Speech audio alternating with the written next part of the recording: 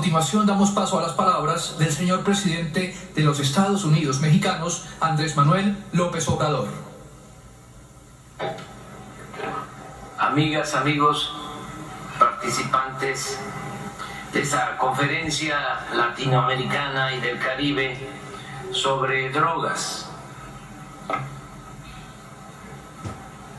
Celebramos esta iniciativa del presidente Gustavo Petro y coincidimos con las conclusiones de este encuentro, de esta conferencia.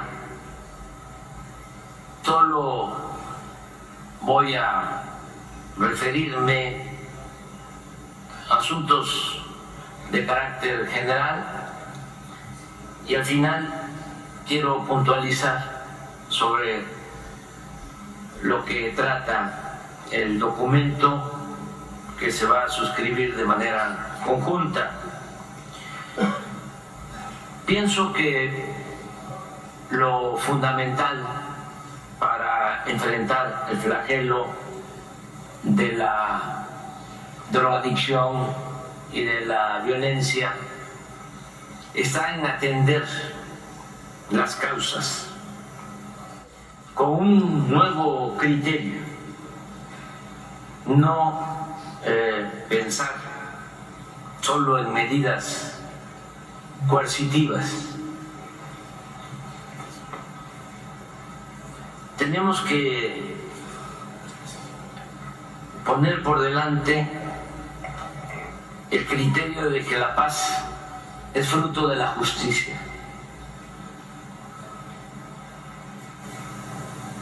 Tenemos que luchar primero contra la pobreza, contra la desigualdad,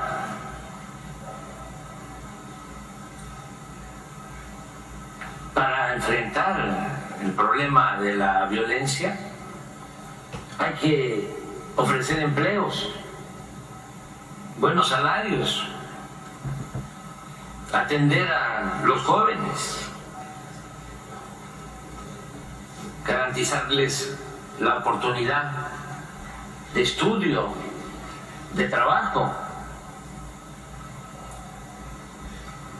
También fortalecer nuestros valores culturales, morales, espirituales.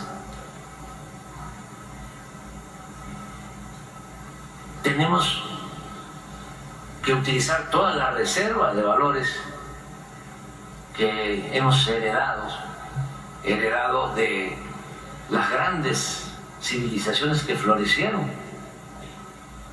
en nuestra América. Eso está ahí. Por esas culturas nos hemos salvado ante pandemias y terremotos e inundaciones y malos gobiernos y corrupción y otras calamidades. ¿Qué es lo que nos saca siempre adelante? Nuestras culturas, nuestro pasado, nuestras grandes civilizaciones. Con todo respeto, esto no viene de hace 500 años y no nos trajeron la civilización. Ya en todos nuestros pueblos habían florecido grandes culturas con mucho desarrollo en todos los campos de la vida pública. Entonces, fortalecer lo que somos, nuestra identidad, nuestra idiosincrasia. Imagínense la ventaja que tenemos de que nuestras familias son muy fraternas, muy unidas. Y esto viene de lejos.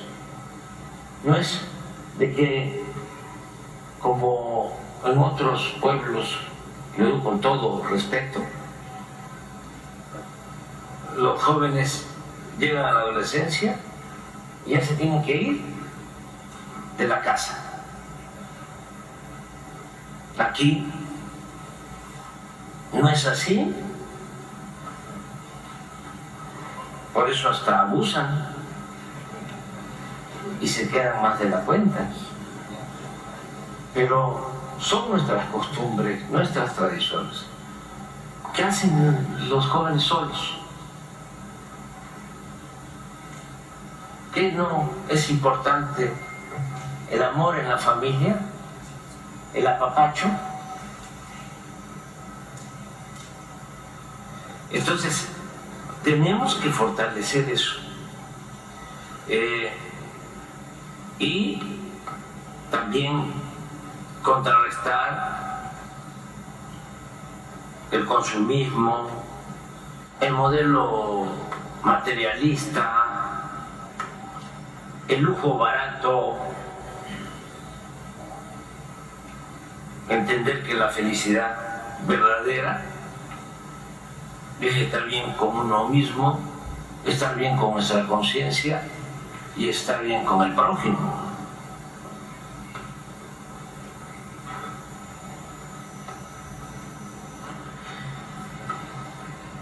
De modo que tenemos que fortalecer todos estos valores y enfrentar el modelo que han venido imponiendo, individualista, que no nos ayuda en nada. Pienso que, aunque no sea un problema nuestro propiamente, o que no nos afecte de manera directa, tenemos la obligación moral y por humanismo debemos de participar en el combate al consumo del fentanilo en Estados Unidos. Es una pandemia que están enfrentando. No es un asunto nada más cuantitativo. No es decir, pierden la vida 100,000 jóvenes cada año por el consumo del fentanilo. Tirar la espalda y decir, a nosotros no nos importa. Tenemos que actuar con humanismo y entender que, independientemente de nuestras diferencias, por encima de banderías partidistas y de posturas ideológicas, están los derechos humanos. Y el principal derecho humano es el derecho a la vida y ayudar en todo lo que podamos. Desde luego, hacerlo con respeto a nuestras soberanías y también buscando que se procure atender ese problema de fondo, porque no es eliminar el fentanilo. Si hay consumo,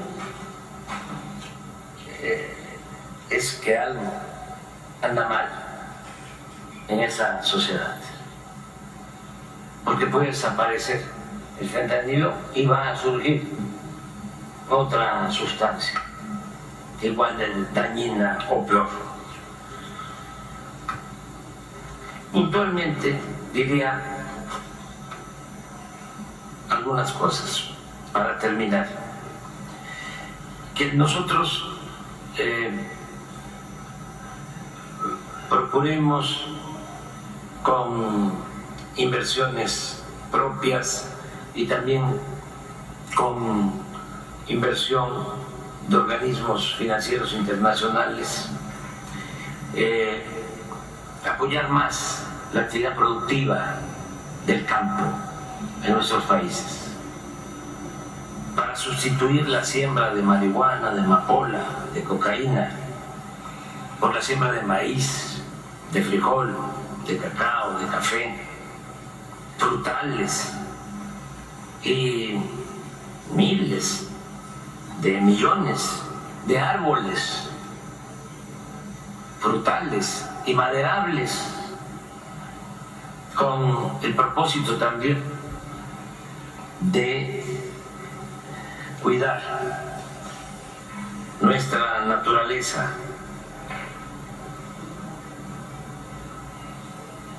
Nosotros tenemos en México un programa que se llama Sembrando Vida.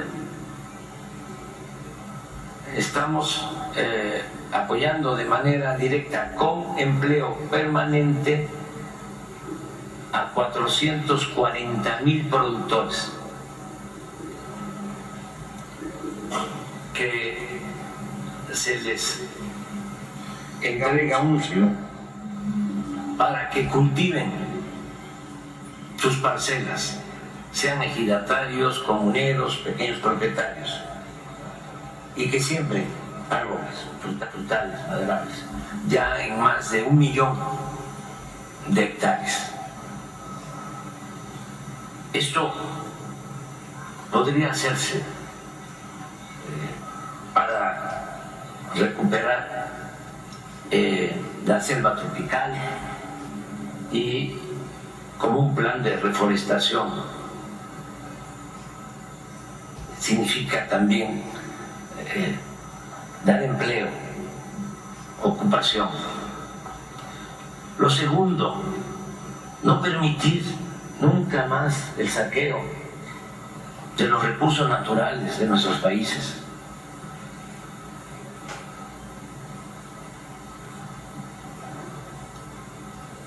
Más que una pandemia, una peste es la corrupción. Y hay que desterrarla. En el caso nuestro, nada ha dañado más a México que la deshonestidad de sus gobernantes y de la oligarquía. Promover el desarrollo con bienestar. Nosotros decimos, por el bien de todos, primero los pobres.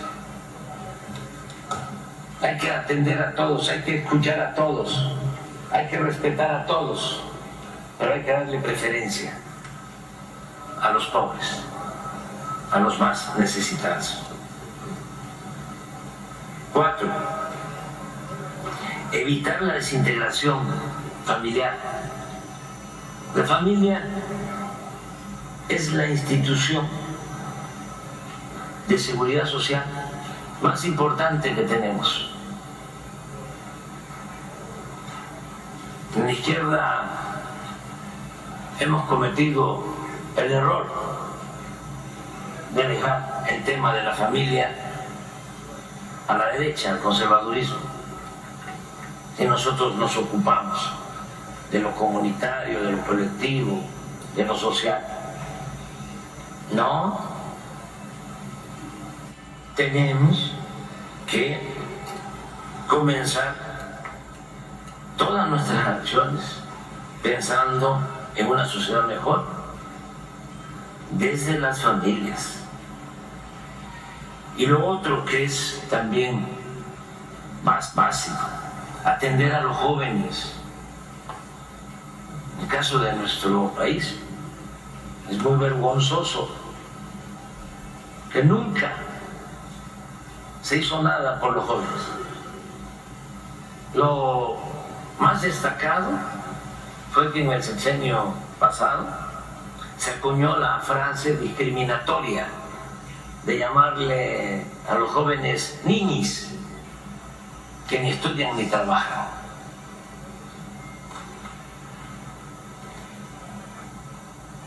Ahora es distinto.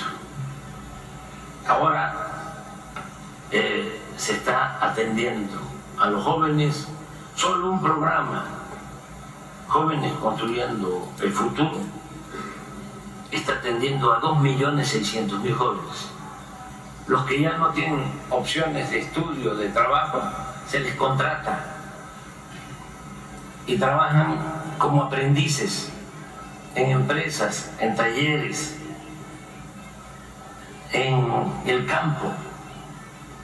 Y es tan importante el programa que el 65% de los que reciben esta formación se quedan a trabajar ya de manera permanente, los contratan en la misma empresa. ¿Qué hacemos con esto también? Es quitarles el semillero a las bandas de la delincuencia, que no enganchen a los jóvenes, que los jóvenes tengan opciones, tengan alternativas, de modo que esto debe tomarse en cuenta. Ya dije y repito, hacer ver por todos los medios que solamente lo barato se compra con el dinero, como diría el poeta, y que solo siendo buenos podemos ser felices. Nada de el modelo este de las series famosas, de las muchachas y los muchachos guapos, y de las residencias y de los carros de lujo. Hay que mostrar la otra cara de la moneda, como el que consume fentanilo pierde la vida en 6 meses y se quedan chimuelos y andan como zombies, pero de eso no se habla ni se difunde nada en los medios de comunicación convencionales. Todo lo pintan color de rosa. Entonces, sí es importante informar. Y para el caso nuestro, para el caso de nuestros países, orientar mucho. Porque imaginemos si aumenta el consumo de fentanilo en nuestros países, sería terrible. Entonces sí hay que prevenir y hay que orientar mucho. Por último, el presidente Petro lo sabe muy bien y lo aplica. No debemos optar por el uso de la fuerza, no a la guerra.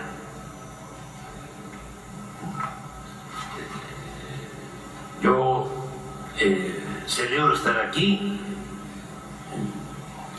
en Colombia. La verdad que escribí un texto para leerlo, pero lo voy a hacer después en una rueda de prensa. Estuvimos platicando, presidente Petro. Es nuestro hermano, nuestro compañero. el presidente Petro y fue una bendición para Colombia el tener a este presidente.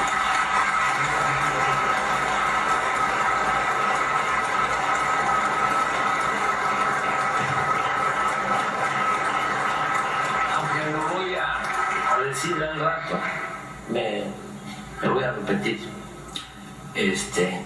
Ayer me comentaban de que antes en Colombia se decía que la oligarquía se creía inglesa, que la izquierda de Colombia se sentía franceses, pero que el pueblo de Colombia se sentía mexicano. Muchas gracias.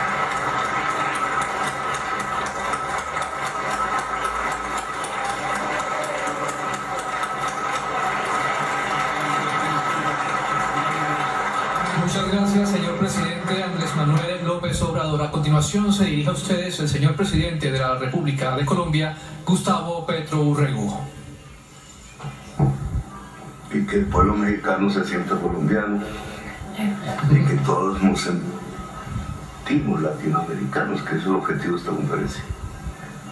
La latinoamericanidad y del Caribe, que no es latina, y de los pueblos afros, que no son latinos, y de los pueblos indígenas, que tampoco son latinos. Esa es nuestra diversidad. Americanos, sí. Y somos americanos. En esa diversidad que es tan fundamental, tengo que hacer aquí un saludo protocolario y se me había olvidado. Tengo que agradecerle a usted, señor presidente, compañero presidente. Mañana estaremos donde asesinaron a un compañero presidente. Tengo que agradecerle por la hospitalidad que México va a otorgar al quinto ciclo que se va a realizar en el mes de noviembre en el diálogo de paz entre el gobierno y el Ejército de Liberación Nacional, ELN. Esperemos, ha venido avanzando con pasos ciertos como nunca había ocurrido el proceso de paz entre el Estado, la sociedad y el ELN. Y esperemos que con su hospitalidad demos aún pasos todavía mayores en un tema que tiene que ver con la paz de Colombia, que en el fondo es también la paz de América Latina y en cierta forma del mundo, porque hacemos parte de este planeta. Y tema que, si lo miro desde la perspectiva de la paz, tiene que ver con este tema que estamos aquí dialogando y discutiendo. Le agradezco al gobierno mexicano su presencia aquí, a Andrés Manuel López Obrador, a su delegación, a los ministros, ministras de Relaciones Exteriores, embajadores, jefes de misiones diplomáticas acreditadas en Colombia, observadores internacionales y delegaciones de los países que nos acompañan, el gobernador del departamento del Valle Incablado, José Fernando Gil, el alcalde de Santiago de Cali, Jorge Iván Ospina, aquí presente, los medios de comunicación nacionales e internacionales. A todos los presentes, han participado 17 países a ese nivel participantes, y hay 10 países más que han sido observadores de este evento. Este evento que el presidente Andrés Manuel López planificamos un poco, ideamos en México, cuando fui allí en la visita, tiene un propósito. Yo soy un poco más afanado en conseguir los propósitos, y estos temas tendrán mucho más largo aliento que incluso nuestra propia existencia. Pero tiene un propósito, y es que América Latina hable por sí misma y no repita los discursos oficiales del poder mundial. en este tema específico. Que podamos, a partir, porque hemos vivido la experiencia, la estamos viviendo, de estos 50 años en el caso de Colombia, que es por donde comienza este problema. Y ahora es un problema americano, en todo el sentido de la palabra, de las Américas. Pero tenemos esa experiencia de 50 años, una experiencia sanguinaria y feroz. Y se empieza a repetir desde hace algunas décadas en otros países, México. Por eso, quizás el hecho de que sea Colombia y México los citantes de esta reunión tiene un sentido, un valor en el planeta Tierra, en la humanidad.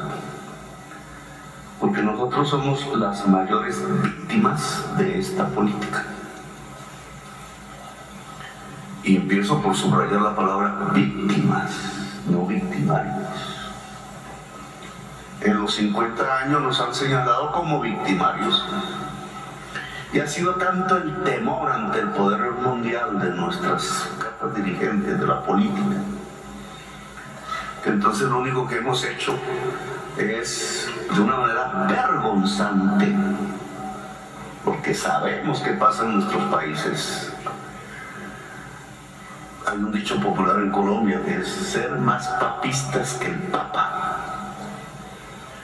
Es decir, repetir el discurso oficial de la lucha o de la guerra contra las drogas durante 50 años. Repetirlo y repetirlo, porque creemos que si nos separamos una coma de él, que si decimos, oiga, esperen, ustedes no tienen razón, señores de la Unión Europea, o señores de Naciones Unidas, o señores del gobierno de los Estados Unidos, o señores del gobierno ruso, no tienen razón, entonces nosotros mismos no lo decimos, nos autocensuramos, porque le tenemos temor a que nos digan que es que estamos aliados con el narcotráfico.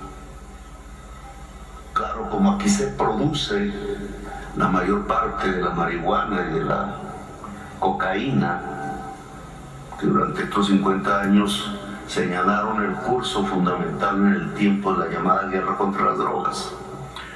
Entonces nos da miedo a decir, oiga, lo que ustedes, que tienen la mayor parte de los consumidores de esas drogas en sus sociedades, nos da miedo a decirles que están equivocados. Y repetimos un discurso oficial que, si fuese por simplemente las palabras, pues sería de pronto hasta inocuo, pero resulta que tiene unas consecuencias dramáticas en nuestras propias sociedades. Y que nuestro silencio en estos 50 años ha sido cómplice con un genocidio en nuestros países. Porque eso es lo que ha provocado la política oficial de guerra contra las drogas en nuestra América Latina, un genocidio. Y nosotros somos dirigentes políticos y sociales, unos de derechas, otros de izquierda, otros no saben qué son, otros buscando alternativas, otras, y movimientos que nacen en nuestra juventud y dinámicas. ¿Cuál es nuestra responsabilidad alrededor de este tema? Que cada vez más determina los destinos de nuestras sociedades, cada vez más. Antes pensábamos que era un problema de Colombia, nosotros encerrados, inundados de nuestra propia sangre, solos. Pero hoy no es así. Hoy precisamente la dinámica de la política llamada guerra contra las drogas, hecha en Estados Unidos hace 50 años, trasladada a la Unión Europea y por ahí a las Naciones Unidas, ha hecho víctima a todas las sociedades latinoamericanas de sus consecuencias, las mismas que había en Colombia, pero trasladadas ahora a Chile, a Argentina, a Uruguay, a Paraguay, a Brasil, a México, a Centroamérica, a toda Venezuela, a las islas del Caribe. Hay un país ya destruido hoy. No fue Colombia que resistió, es Haití. está destruido por este tipo de política. Todo. Su Estado fallido, su sociedad inmersa en la autodestrucción. La sociedad que le gritó a todos nuestros países hace 2 siglos la palabra libertad. Qué paradoja, como si cerráramos el círculo. Allí donde por primera vez se habló de república, de libertad, de democracia, es donde está hoy, al final de esos 2 siglos de vida republicana de nuestra Latinoamérica, el final del ciclo, la autodestrucción. Eso no es una coincidencia, eso llama a una reflexión y a unas posiciones que tenemos que tomar sin miedo y sin temor. La política llamada guerra contra las drogas ha fracasado. No sirve. Si la continuamos, no vamos sino a sumar otro 1.000.000 de muertos en América Latina. Y vamos a tener más estados fallidos y vamos a tener quizás la muerte de la democracia en nuestro continente. Quizás. Y voy a tratar de explicarme. Porque es el inicio, yo sé, de un debate entre nosotros, pero que tiene que ser entre nosotros. Por eso queremos una conferencia de presidentes de América Latina para continuar esta discusión en sus tonalidades. Unas nosotros le llamamos godas, conservadoras, fundamentalistas, extremistas, otras científicas, otras progresistas, que ojalá se junten a las visiones científicas que deben ser los verdaderos faros de las decisiones de la política. Es la ciencia la que nos tiene que guiar. En esto no hay puntos finales, este es un debate, un proceso, unas experiencias en camino, pero hay que admitir las equivocaciones, si no, no salimos de la trampa, porque es una trampa. Veamos, yo soy economista, soy hombre de izquierda, fui insurgente, peleé en estas montañas. Progresista es mi electorado, no es la inmensa mayoría de la sociedad colombiana, es la mitad de la sociedad colombiana. Nunca una persona como yo había podido ganar las elecciones en este país. Este país es relativamente conservador. Pero me atrevo, aprovechando este espacio de historia, al que tengo oportunidad de decir lo que pienso sobre esta materia. Soy economista y quisiera abordarlo un poco desde la profesión y desde el ABC que todo muchacho, muchacha que entra a estudiar economía aprende en el primer semestre, lo básico. No hay que ser un experto. Las drogas son un mercado, miren qué mercado, ¿no? Todo lo aceptamos aquí, es un mercado. Un mercado tiene una oferta y tiene una demanda. Dice el ABC de la economía que esa interacción genera algo que se llama el precio. ABC, nada nuevo bajo el mundo, consenso en el pensamiento económico. Entonces, ¿qué hacemos frente al mercado de las drogas? Tesis. Deberíamos reducir la demanda. Dice Juan B. Sayles, padre de la economía, toda oferta crea su propia demanda o al revés. Toda demanda crea su propia oferta. ¿Cómo se reduce la demanda en un mercado? De primerazo alguien diría, pues, elevando el precio. Entre más elevado el precio, menos demanda hay. Esa es una tesis. Más o menos, si se dan el café, se dan estos dulces, se dan las guayaberas que me regala el presidente, se da en los aretes, se da en las camisas, pantalones, en toda mercancía. ¿Cierto? Si se reduce la demanda, ojo, se reduce el precio. Si aumenta la oferta, se reduce el precio. Estamos. Si aumenta la demanda, aumenta el precio, como el pan. Entonces, si nosotros reducimos la demanda de las personas que consumen estas sustancias, sin decir si es bueno o mala, sino si reducimos la demanda, ¿qué sucedería en el mercado de las drogas? Se cae el precio. Y si se cae el precio, ¿quién se enriquece?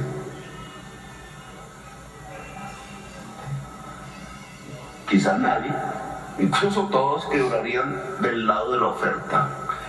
Se acaba el narcotráfico, amigos y amigas. Para acabar el narcotráfico hay que reducir la demanda.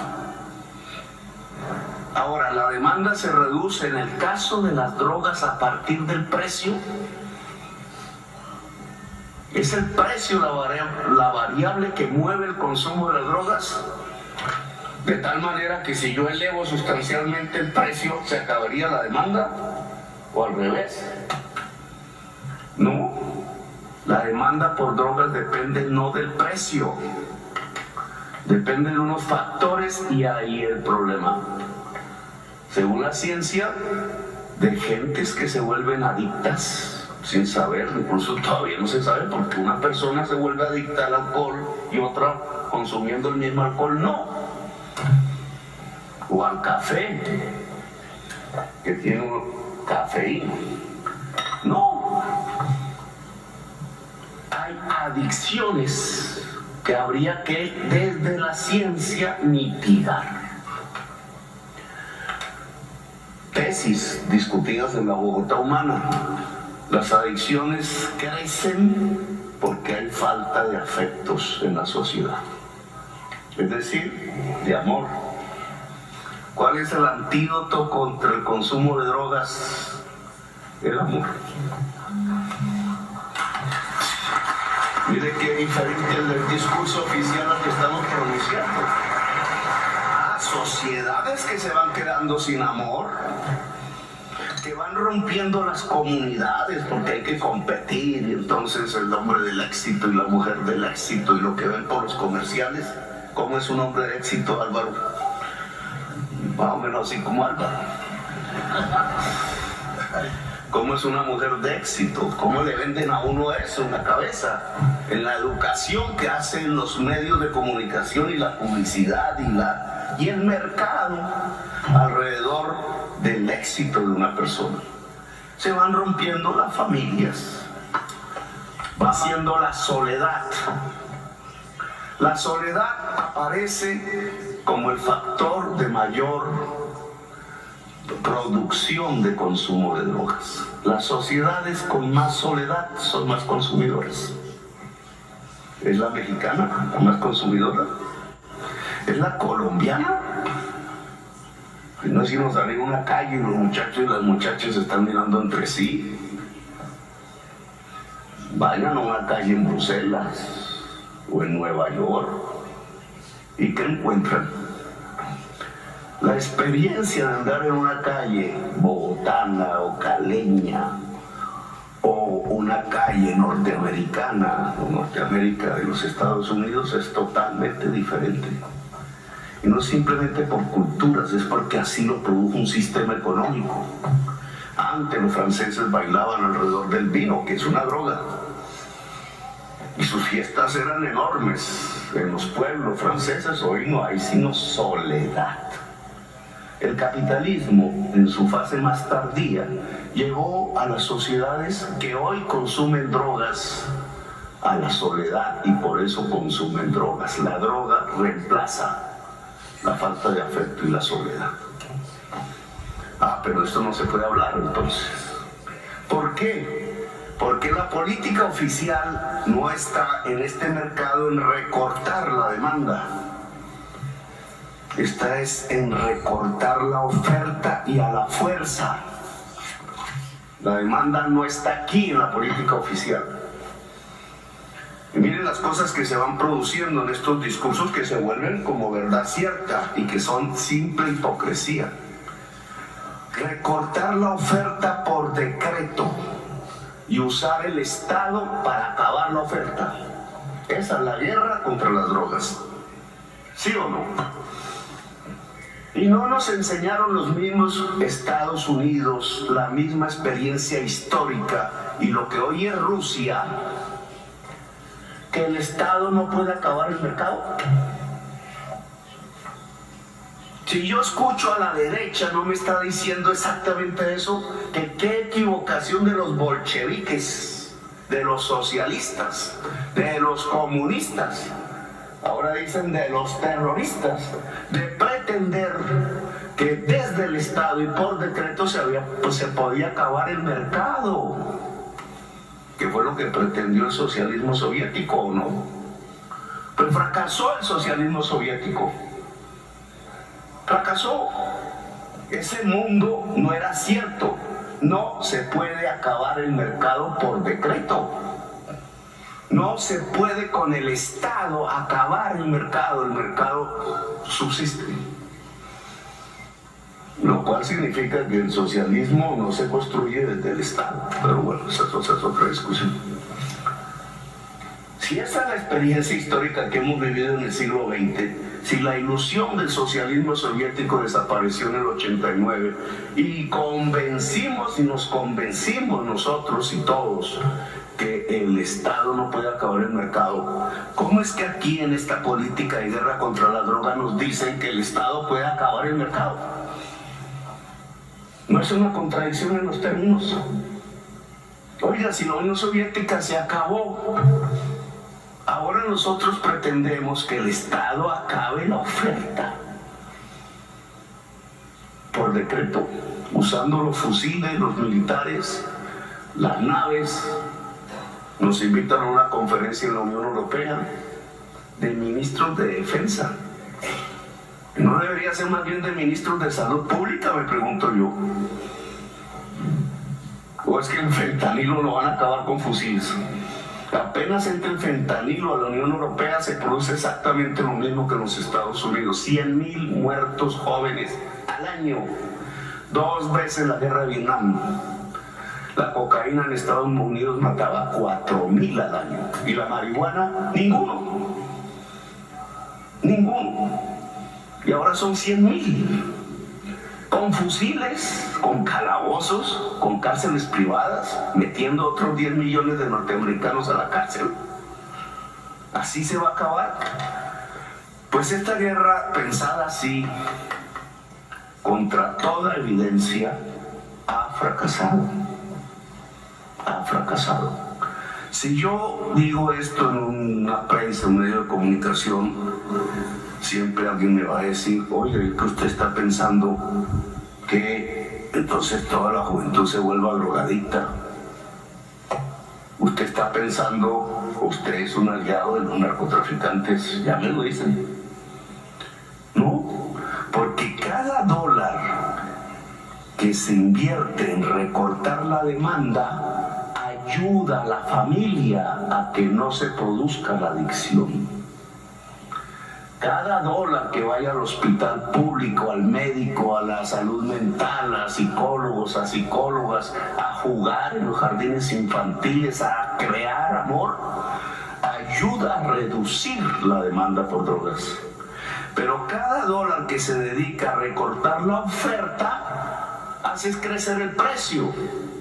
Y si crece el precio, los narcotraficantes tienen más dinero para comprar fusiles, para comprar vehículos blindados, para comprar misiles, para comprar políticos, para comprar senadores, para comprar generales, para comprar jueces, para comprar presidentes.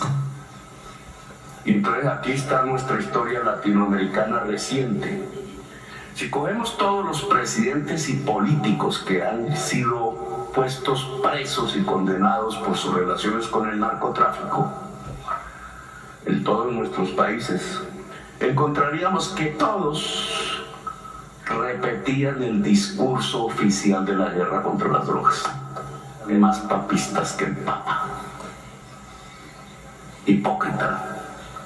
Aquí en Colombia ordenaban fumigar decenas de miles de campesinos con un veneno que se llama glifosato. sus bebés, sus perros, sus familias, sus cultivos de pan coger, todo. Porque así se combatía el narcotráfico, decían. Ordenaban ir a los campos y el que tuviera un campo de hoja de coca, capturarlo y meterlo en la cárcel, 25% de los presos. El que vendía droga en un barrio, cogerlo preso, generalmente un joven, y a la cárcel. Y el que consumía, a la cárcel. Cualquiera que fuese la cantidad de droga que tuviera en un bolsillo. Una guerra entre la policía y la juventud civil en los barrios populares. Una guerra libre, todos los días, todas las noches. Y ese mismo político que ordenaba hacer eso, se abrazaba en la noche en los clubes con el más grande narcotraficante de Colombia.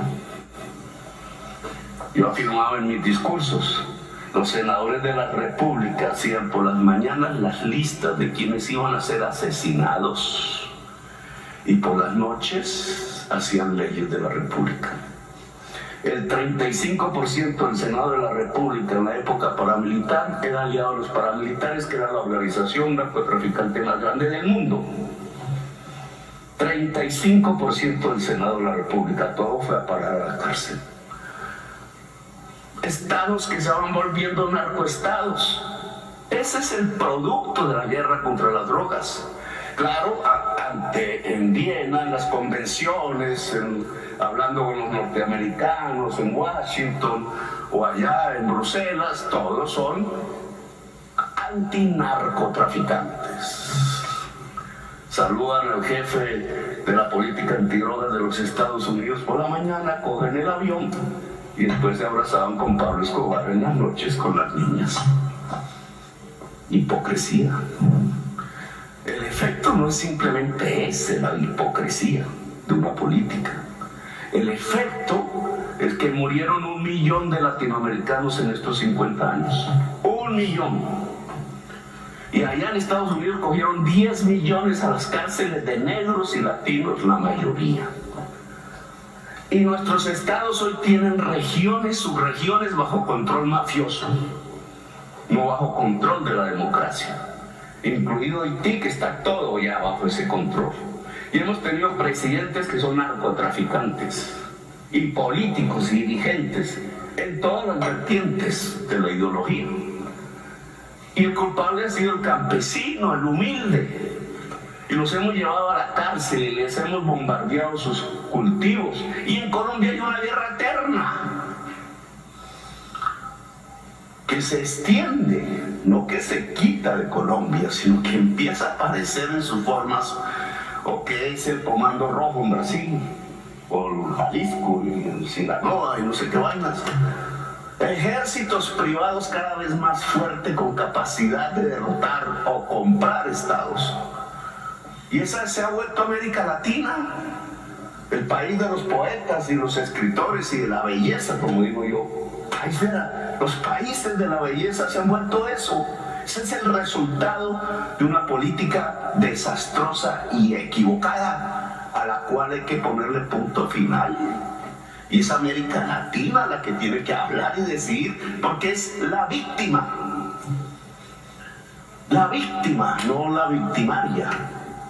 Y están engañados los de la Unión Europea y están engañados los centros de poder mundial, porque están escapándose de una discusión en donde el culpable es el campesino andino o de la selva amazónica, y no se cuestionan por qué en su sociedad tantos jóvenes consumen solitariamente drogas hasta matarse. Ese es el problema central. Como esa discusión lleva a un cuestionamiento del estilo de la sociedad, entonces América Latina tiene que ser la culpable porque no quieren asumir esa discusión. Miren, la guerra contra las drogas comenzó con la marihuana. Nixon y el movimiento hippie que le llenaba el mall de millones de jóvenes peleando contra la guerra en Vietnam. ¿Fue así o no fue así? Los hippies consumían marihuana y LSD.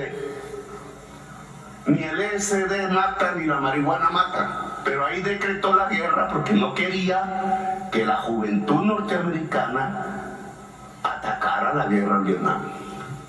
Y resulta que se producía marihuana en Colombia, en la Sierra Nevada de Santa Marta. Esa decisión de Nixon creó la mafia colombiana. Hubo una por ahí que había en la selva, en la Sierra Nevada de Santa Marta. Ahora, hace 50 años tenemos mafias cada vez más poderosas, multinacionales, ya no son colombianas, ya no son mexicanas, son americanas. Por la marihuana. ¿Cuánta gente mataron en Colombia por la marihuana? ¿Cuánta gente colombiana fue encarcelada por la marihuana? Y no acaba la Convención de Viena de decir que la marihuana es una medicina. Entonces, ¿quién nos devuelve los muertos? ¿Quién nos devuelve el dolor de las familias? ¿Quién nos devuelve al estado en que Colombia no tenía mafias? ¿Quién? O sea, nos mataron gente porque sí, por dominar, porque un señor godo, regodo como Nixon se le ocurrió que los hippies eran su enemigo y entonces tenían que volver la marihuana un delito. Y se tiraron a Colombia, se tiraron nuestro país, lo dañaron de esa manera y todavía bajo ese precepto mantienen esta política que llaman guerra contra las drogas para que muera 1 millón de latinoamericanos más. Ya en perspectiva, en 50 años, el fentanilo les mataría 5 millones de norteamericanos. Y había otro 1 millón de muertos latinoamericanos. ¿Y cuántos millones presos? Fracasaron. Eso no sirve. Así no es. No se puede recortar la oferta. Corrompemos al ejército, a la policía, al Estado. Corrompemos la democracia, la matamos. Tenemos que proteger a los consumidores. Tenemos que construir unos entornos alrededor de los consumidores que no son nada más especial, tecnológicamente hablando, que amor. Allá en Estados Unidos tienen que construir más amor. En Europa, menos carros, más amor. Menos lujos, más amor. Menos calles de moda, más amor. Y verán cómo se reduce la demanda. Y lo mismo nosotros, los latinoamericanos. Puede haber las toneladas de fentanilo que haya, con capacidad de matar medio país, porque solo se necesita la punta de este lápiz para echarlo en este café y la persona tiene una altísima probabilidad de quedar adicta, porque es 50 veces más poderosa que la heroína y mata. Le pasa a los Estados Unidos. Pueden producir toneladas así en un día y tendríamos una pandemia peor que el COVID, peor que todo. ¿Cómo nos defendemos de eso? Eso no se produce en los campos, no se produce en América Latina, no lo producen campesinos, no es una planta, es simplemente una fabriquita que combina unos químicos. ¿Cómo van a combatir eso? Eso se combate con amor, señores. Fentanilo se vuelve nada, un polvo de color por ahí, no sé qué color tendrá.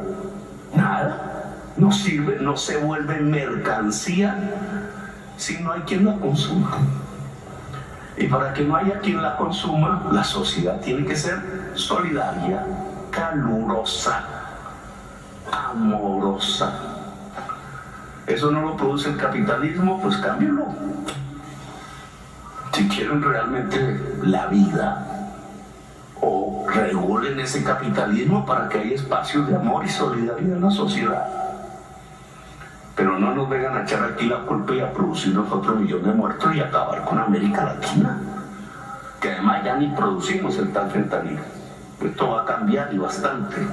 Los laboratorios de cocaína van a estar en España y en Bruselas, allá donde está la Unión Europea, allá hay laboratorios de cocaína, junto al Parlamento Europeo, en los grandes puertos europeos. Laboratorios de cocaína no están aquí en Cali, se lo están llevando, porque allá necesitan pureza para competir con el fentanilo. Se acabó, señores. Entonces, lo que yo le propongo, que me extiendo mucho, no, pero ese es mi problema. Adelante. Lo que yo le propongo a los expertos, las expertas que han venido aquí, delegaciones participantes de América Latina y observadores de fuera, es que reunamos los presidentes, demos un paso más.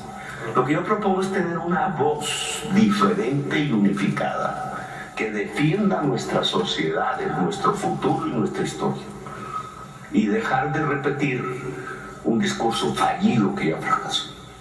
Sin vergüenza. Sin vergüenza. Es lo que significa la palabra. ¿Por qué? Porque no tenemos nada que ocultar. Porque los que han cometido los errores no somos nosotros realmente. Los que hemos puesto la sangre somos nosotros. Los que hemos puesto el dolor somos nosotros. Los que nos han destruido la belleza somos nosotros. La ilusión somos nosotros. Allá también hace 50 años, como en una paradoja, allá en La Moneda mataron a un presidente porque tenía una ilusión e hizo ilusionar a su pueblo con la justicia social. Ahí acabaron un camino que hasta ahora retomamos. Por eso mañana estaremos allá para decirle al pueblo latinoamericano que es el momento de reconstruir la ilusión y la esperanza, y no es repitiendo guerritas y guerras tan sanguinarias y feroces y tan equivocadas como la mal llamada guerra contra las drogas, mirando las drogas como un problema militar y no como un problema de salud de la sociedad. Gracias, muy amable.